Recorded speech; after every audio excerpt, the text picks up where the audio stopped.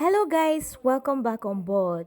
Hello guys, I'm a storyteller and today I want to tell you a very interesting story about my life and how a single story can affect the image of a people. My grandfather and I are very much alike, similar in the sense that we are both storytellers. And from my grandfather's three-stone fireside stories, I had learned about the Yaounde people. And my single story of the Yaounde people were that these were a set of educated, civilized people who spoke very good English and French, and I had equally learned that in Yaounde there were no broken families, they were not drunk. Years later, I moved to Yaounde where I joined my mom.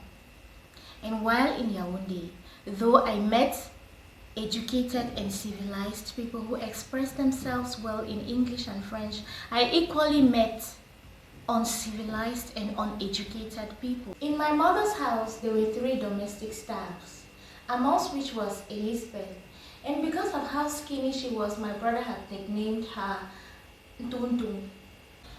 The single story my mom had told us about ntoonton was that she came from a very poor home with uncivilized people who could barely express themselves in English or French.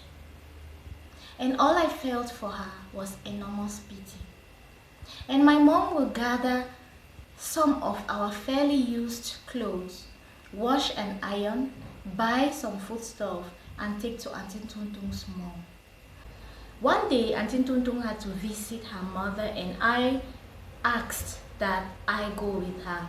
When we arrived at the house, I was introduced to her elder sister who offered me a handmade dress which she had made herself. I was startled because it had not occurred to me that anyone in her family could be so beautiful or talented. The single story I had heard about her family was how backward, uneducated they were. Some time back, I had to work as an intern in an office. And before I could start work, my boss had gone through my file. And from my file, she found that I was from Sok. And the single story she had about the Sok people, especially the Sok girls, was that they were only good as house helps and that they could barely express themselves in spoken English. They were a set of uneducated, backwards people who could barely express themselves in elementary English. She had also heard about the poor and strong accent of the Sok people. That boy, na my boy, your telephone, the ring. Knowing that I was a Sok girl, she was disappointed and felt pity for me even before she saw me. She had assumed that I was a that boy, na my boy, your telephone, the ring, as the Sok people are often referred to because of their strong accent. Her default position towards me was a kind of patronizing, well-known self-pity. Given that she had a preconceived mind of all Sok youths, she believed that I too could not pronounce well or articulate my grammar. My boss had a single story of the Sok people, and in which there was no possibility of a feeling more complex than mockery. My boss told me that my grammar was not authentically Sok and that it had failed at achieving something called the Sok authenticity. Believe me, I did not know what she meant by Sok authenticity. I did not consciously identify as a Sok people. But anytime anything popped up about Sok, everyone turned to me. Never mind that I did not have the strong accent. But I did come to embrace this identity, and in many ways, I think of myself now as a girl from Sok. Although I still get quite irritated each time the Sok people are referred to as that boy, na my boy, your telephone, the ring.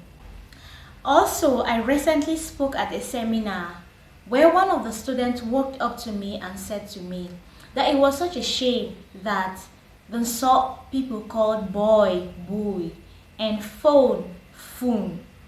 And I said to her that I had spoken with some of her classmates and it was such a shame that some of them could not define vicarious liability.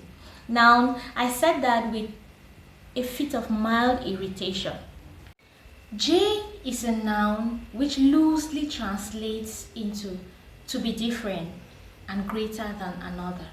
Like our economic and political world, stories too are defined by the principle of J, how they are told, who tells them, when they are told, are mainly and really dependent on power. Power is the ability not just to tell a story, but to make it the definitive story of a place, a person, or a people. Start a story with that boy, na my boy. Your telephone, they ring, and you have an entirely different story. Start a story with the educated and civilized elites of So, and you have an entirely different story. All these stories make you who you are. They make me who I am. But to insist on the negative stories is to flatten our experiences and overlook the many other stories that formed us. Single stories create stereotypes. And the problem with stereotypes is not that they are untrue, but that they are incomplete and make the one story the only story. What if my mother had told us that though ntoonton's family was poor, they were hardworking and talented? My boss knew of the many sons and daughters of So who were very hardworking both home and abroad.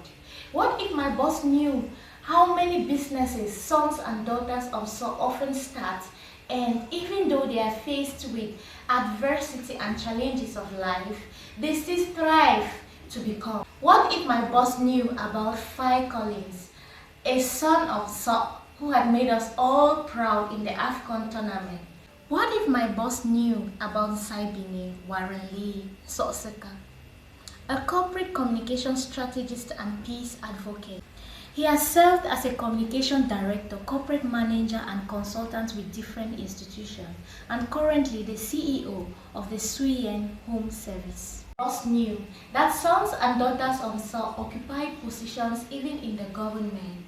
Of course, the So people are a type full of horrific stories such as the accent issue, your telephone, the ring.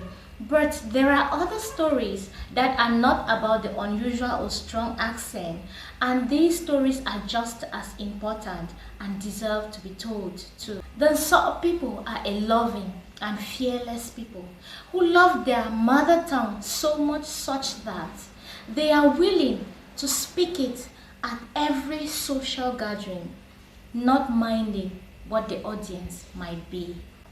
The So people are an educated and civilized people, and they are leaders of today and tomorrow's Cameroon.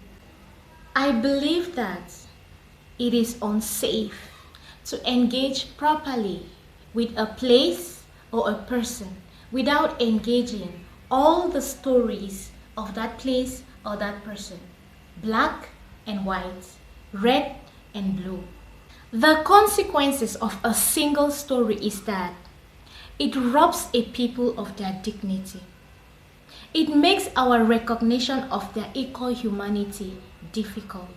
It emphasizes on how different we are rather than how similar we are. Allow me to end my story by telling you that there is never a single story about anything or any human being. And when we reject a single story or realize that there is never a single story about a place, a person, or a thing, we regain a kind of paradise. Thank you for watching. Please do subscribe and hit the notification button.